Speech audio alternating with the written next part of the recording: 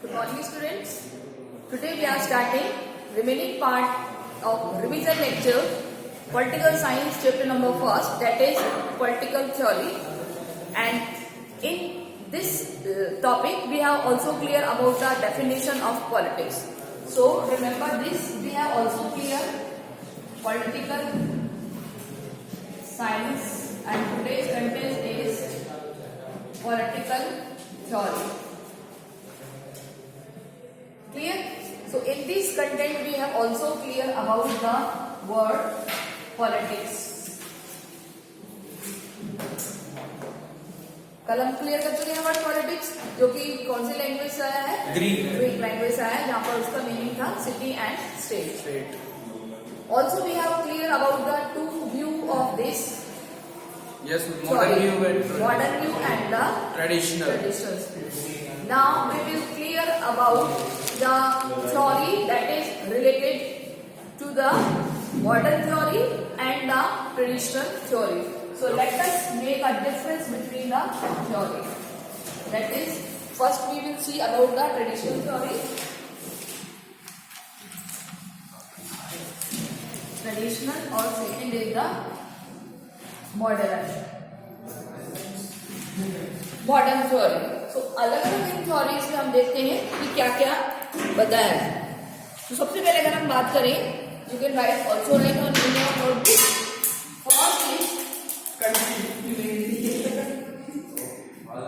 First is that is the value based theory. Traditional theory is the value based theory. यानी कि सबसे पहले अगर हम देखें ट्रेडिशनल थ्योरी का एक कंपैरेटिव एनालाइज अगर हम करते हैं तो ये है वैल्यू बेस्ड थ्योरी. और सेकंड अगर हम बात करें तो मॉडर्न थ्योरी है, that is the value free theory. Value free theory. अब देखिए, ये वैल्यू बेस्ड है, ये वैल्यू फ्री है. क्या है इन दोनों में डिफरेंस? इनको किस बेसिस पर पढ़ रहे हैं? On the basis of differentiate. Difference between differences between modern and traditional view. Clear? तो पहले जैसे अगर हम बात करें तो first is clear about the value based theory and second is value free theory. So what is value free or value based? यानी कि जो कस्टम्स, जो रूल्स रेगुलेशंस किसी पॉलिटिक्स को रिफ्लेक्ट करते हैं. जैसे राजनीति में अगर हम बात करें कि एंशिएंट टाइम में, अगर हमने कल का वीडियो देखा हो या कल की क्लास में देखा हो, तो सारी सोर्स पावर की किसके हाथ में थी? किंग के हाथ में. उसने अपनी पावर को डिवाइड नहीं किया था. लेकिन अगर हम मॉडर्न की बात करें तो मॉडर्न में क्या होता है? पावर का शेयरिंग, डिवीजन होता है, शेयर होता है. जब पावर का शेयर होता है तो इसका मतलब वहां पर किसी भी वैल्यूज को फॉलो नहीं किया जा रहा है, यानी कि बिल्कुल इजी गोइंग वर्क हो रहा है. So that is reflect the value based and the value free theory of the political science. कि यहाँ पर सारी वो चीजें हैं जो किसी पावर को रिफ्लेक्ट करती हैं कि there is a one source of power. वही सारी पावर को यूज करेगा, अपनी पावर को वो किसी से ऑर्डर में शेयर करेगा, ऑर्डर देगा कि यह करना है. लेकिन यहाँ पर ऑलरेडी हमने देखा था डिवीजन है. आज के टाइम में अगर हम देखें तो वो 3 ऑर्गन्स में हमें नजर आता है. और वो 3 ऑर्गन्स कौन से हैं? लेजिस्लेटिव, एग्जीक्यूटिव और judicial.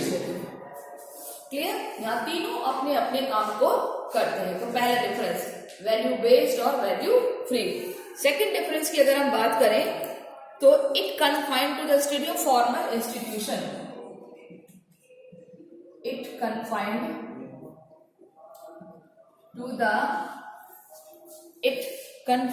To the study of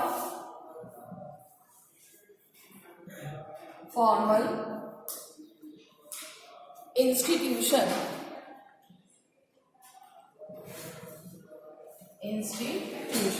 यानी कि ये क्या कन्फाइन करता है? फॉर्मल इंस्टीट्यूशंस की स्टडी को कन्फाइन करता है. Studied formal informal institution. Second में अगर हम इसकी बात करें, इट कन्फाइंड फॉर्मल और इनफॉर्मल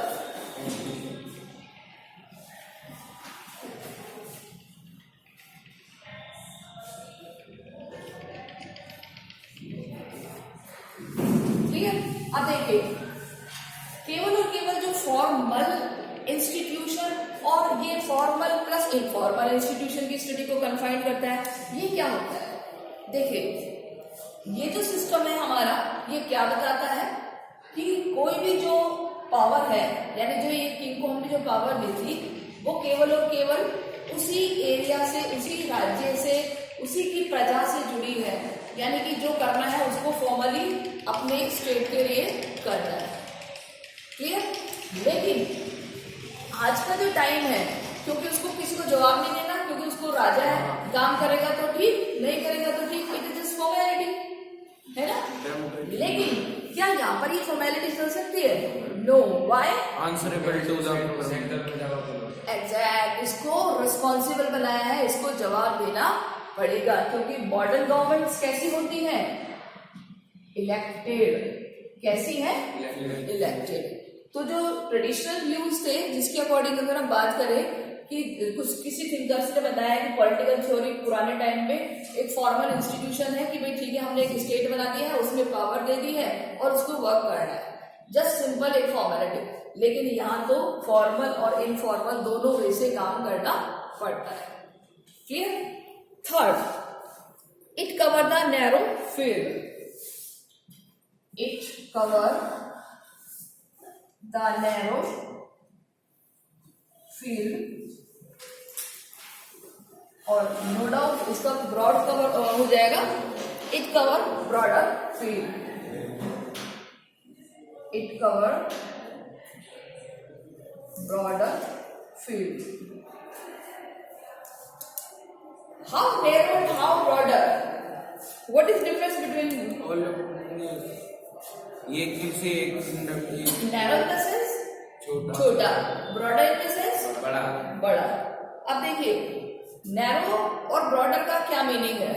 नैरो का मतलब किसी चीज को एक पॉइंट ऑफ व्यू से देखना, और ब्रॉडर का मीनिंग बहुत बड़े लेवल्स पर देखना। क्या आज की गवर्नमेंट थोड़ा सा काम करती है? आज की गवर्नमेंट थोड़ा सा काम करती है या बहुत सारा काम करती है? बहुत सारा काम करती है। सुबह से लेकर शाम तक हमारे बहुत सारे काम होते हैं। लेकिन जो ओल्ड टाइम की जो गवर्नमेंट होती थी, जो या जैसे अगर हम राजा का एग्जांपल लेके चल रहे हैं, तो वो तो बहुत कम काम करते थे। क्या उस टाइम आपके कोई घरों के नलों में पानी आता था, या कोई साफ सफाई का सिस्टम था, या कोई स्कूल्स वगैरह थे क्या? तो narrow and the broader, what is the difference? Narrow and the broader. Is this clear? So in the traditional view, the government work on the sense that is the narrow view, and in modern view, that is the today's government have different kind of work which is related to the development of the society, development of the people, welfare of the people। यानी आज की जो government है उसके जो काम है वो बहुत सारे होते हैं। सुबह से लेकर शाम तक वो अनेकों काम करती है।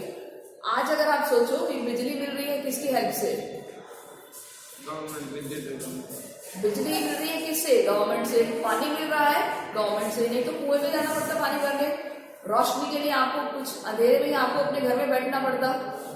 ठीक है, तो ये सब कौन प्रोवाइड करा रहा है? गवर्नमेंट प्रोवाइड करा रही है। So today's government in the modern theory we can say that is the function of government is in very broader way, कि आज की जो सरकार है बहुत ज्यादा काम करती है। So this is the difference between clear. अब हम बात करते हैं इसकी कौन कौन सी डेफिनेशंस देखी थी कल हमने? डॉक्टर गार्डनर और पॉल जेनेट और डेविड ईस्टन। Very good. ठीक है, तो दो ये सारे हमारे किससे रिलेटेड थे? ये तो मॉडर्न और traditional. Very good, clear. So we can say कि कुछ इंपॉर्टेंट थिंकर्स जो ट्रेडिशनल थ्योरी को बिलोंग करते हैं और कुछ थिंकर्स हैं जो मॉडर्न थ्योरी को बिलोंग करते हैं। आपको कौन सी थ्योरी अच्छी लगी, ट्रेडिशनल या modern?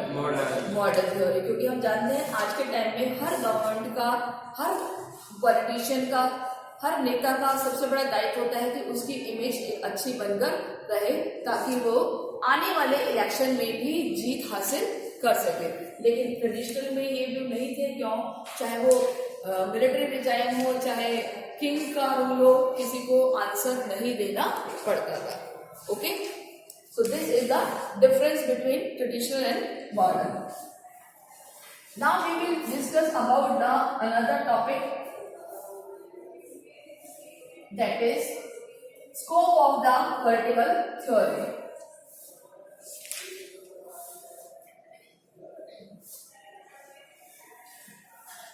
Yes, nature and the scope of political theory.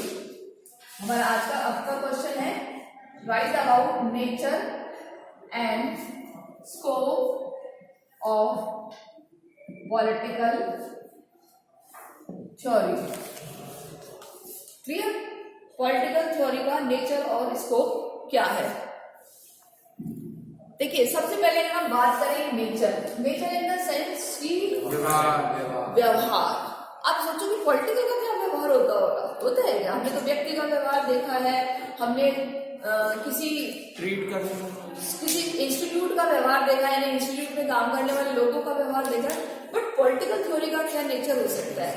तो पॉलिटिकल थ्योरी का क्या नेचर होगा? एग्जैक्ट, कि किस तरीके से ये अपने आइडियाज को बनाती है और वो आइडिया हम पर ही इम्प्लीमेंट किए जाते हैं। हम पर इन द सेंस पब्लिक पर इम्प्लीमेंट किए जाते हैं। तो नो डाउट अगर उसकी अच्छी आइडियोलॉजी होगी तो वो हमारे लिए बेनिफिशियरी होंगे, अगर उसकी आइडियोलॉजी अच्छी नहीं होगी तो नो डाउट हमारे लिए वो बेनिफिशियल नहीं होगी। क्लियर? तो सबसे पहले अगर हम इसको बात करें, उसको पॉइंट्स में डिस्क्राइब करते हैं। सबसे पहला, state and government are the main subject. State and governments are the main subject of political theory। किसी पॉलिटिकल थ्योरी में सबसे ज्यादा स्टडी किसकी की जाती है? स्टेट की और गवर्नमेंट की। आप पॉलिटिकल साइंस पढ़ते हो तो पॉलिटिकल साइंस में किसके बारे में पढ़ा होता है? हमारी कंट्री के बारे में और कंट्री में काम करने वाली गवर्नमेंट के बारे में। क्लियर? क्यों? क्योंकि हमारी जो गवर्नमेंट है वो हमारे लिए क्या काम करेगी और जो गवर्नमेंट काम करेगी उससे कंट्री की इमेज बनेगी। तो पहला में फीचर क्या हुआ इसका कि state and the government are the main subject of political theory. Clear? अब हम इसमें आगे लिख सकते हैं, because the machinery of political science revolve around the state. Because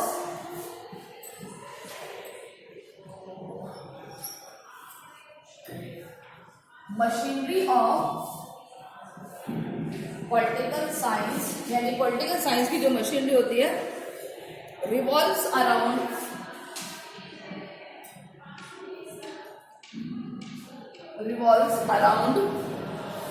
the state,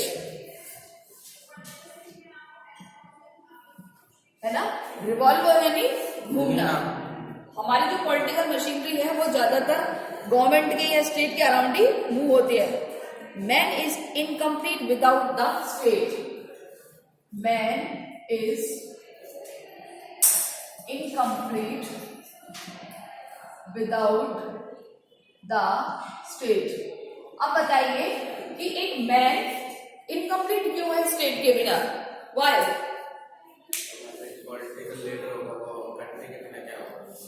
यानी आप हो या हम हैं, अगर स्टेट नहीं है तो क्या हमारा एग्जिस्टेंस है? सुविधा ही नहीं, कोई सुविधा ही नहीं है। दूसरी चीज, हमें रहने के लिए एक यूनाइटेड ग्रुप चाहिए, रहने के लिए घर चाहिए, खाने के लिए भोजन चाहिए, वस्त्र चाहिए। तो हमें ये सब कौन प्रोवाइड कराता है? स्टेट। और स्टेट में काम करने वाली गवर्नमेंट। अगर हमें स्टेट नहीं चाहिए तो पता है हम किसके बराबर हुए? कौन रहता है बिना ग्रुप में, बिना स्टेट उसके? एनिमल्स, क्या उनको चाहिए कुछ? नहीं, जो मिल जाए उसी से ही सब्र कर लेते हैं। लेकिन जो मनुष्य है, ह्यूमन बीइंग्स है, उनको रहने के लिए प्रॉपर सिस्टम चाहिए। इसीलिए इसका नेचर कैसा हुआ? इसका नेचर है कि यह हमारी ह्यूमन सोसाइटी को, ह्यूमन आइडियोलॉजी को बहुत ज्यादा रिफ्लेक्ट करता है। इसलिए पॉलिटिकल थ्योरी हमेशा किसी सोसाइटी या समाज के या गवर्नमेंट के इर्द गिर्द घूमती रहती है। Clear? Second, the study of power.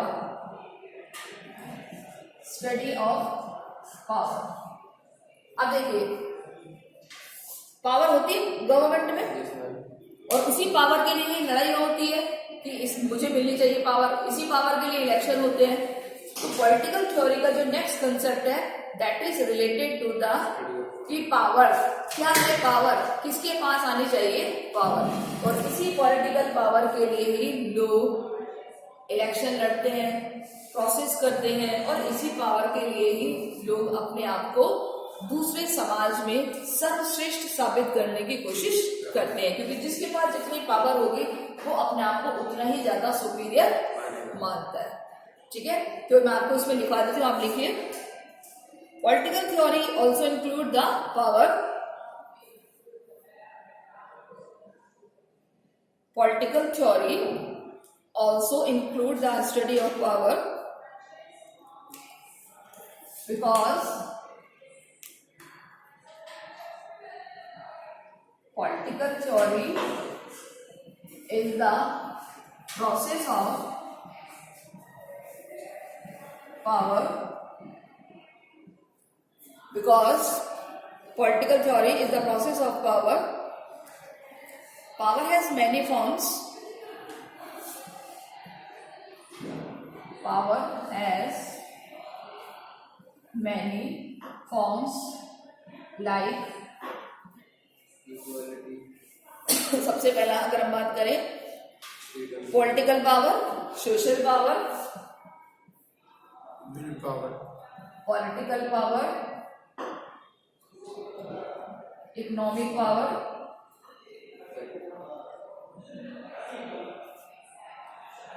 Social power, और अगर हम बात करें तो individual and the public power.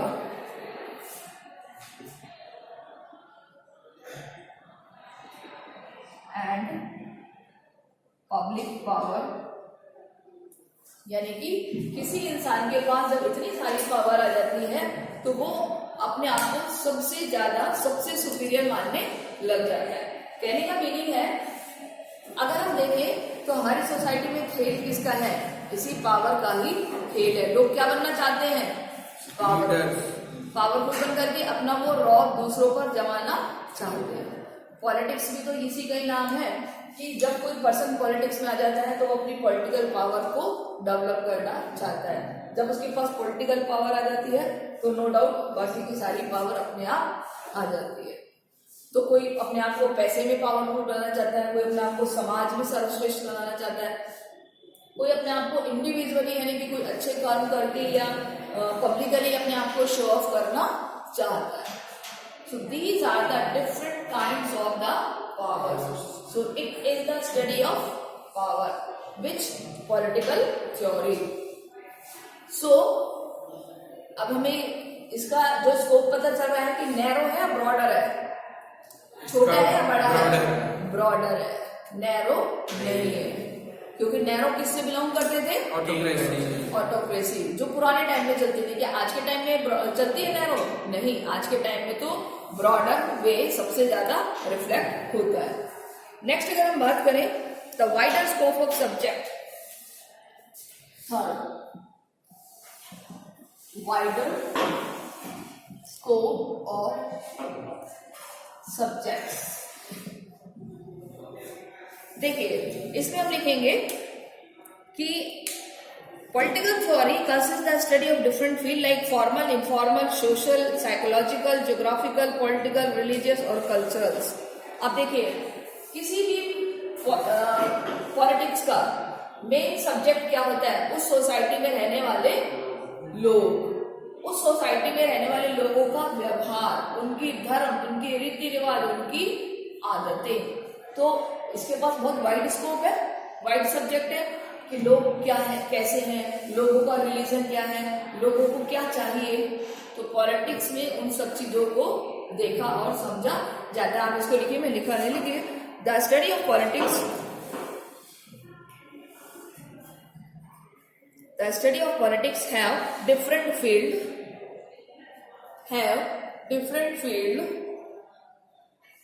like formal, informal,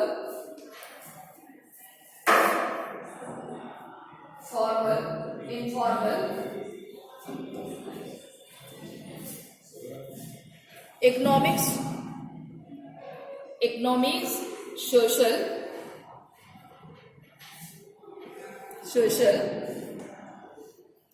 psychological, geographical, psychological, PSY, psychology की स्पेलिंग मैं आपको बोल रही हूँ, PSY, CHO, formal, informal, economies and social,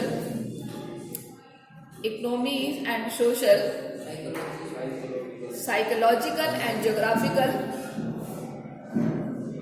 psychology की स्पेलिंग बोलो, PSYCHOLOGICAL, psychological, geographical, political,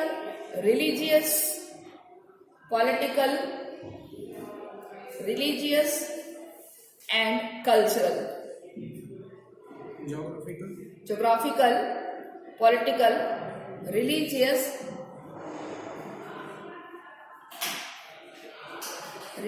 and cultural.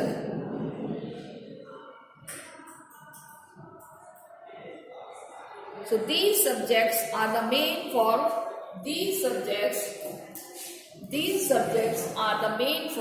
political theory. These subjects are the main subject of political theory.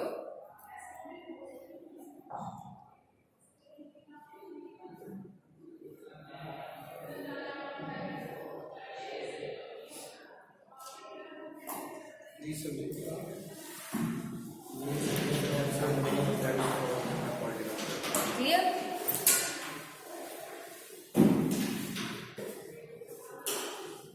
Next, the study of political ideology. The study of political ideology, यानी कि political ideology की भी ये study करता है। देखिए, political ideology, देखिए, political ideology is the system of value, political ideology is the system of value, beliefs, system of values, beliefs and thoughts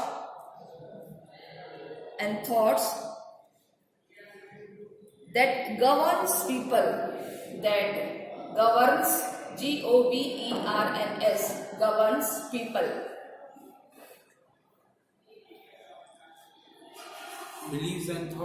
Beliefs, thoughts and governs people.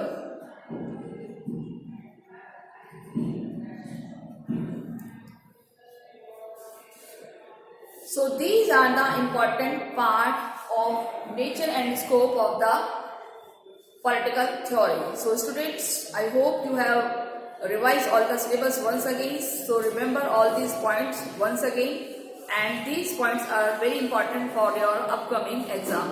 So take care and goodbye students.